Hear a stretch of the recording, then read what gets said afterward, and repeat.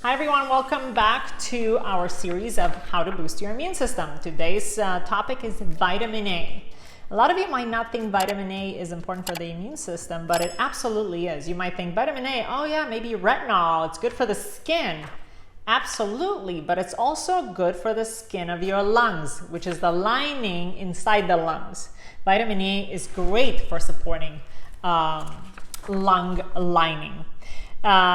Institute of Functional Medicine put out a botanical recommendation for patients based on the research we have today. You can find that on our website or asana.com. And the recommendation is to have vitamin A in 10,000 to 25,000 IUs daily.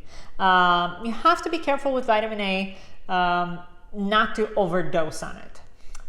There is a toxicity that is associated with vitamin A. So I highly recommend also that you don't use a synthetic form of vitamin A, but you actually use a natural form of vitamin A, such as beta carotene. You can also find vitamin A, of course, in foods. Anything that's orange in color would have tons of vitamin A, like sweet potatoes and carrots, for example, orange squashes, very important sources of vitamin A.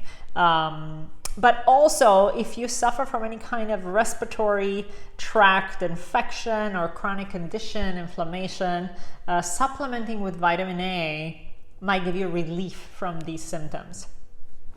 So vitamin A is a highly anti-inflammatory vitamin, and together with the Orasana chewable probiotics, it actually helps protect the lining of your respiratory tract. And that starts, of course, with your nose and throat, your mouth, and down into the airway.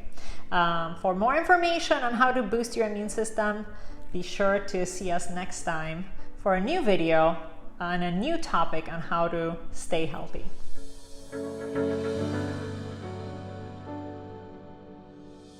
Hi, I'm Dr. Sanda. If you have any questions or comments, or you'd like to see any videos, please mark them below and don't forget to subscribe.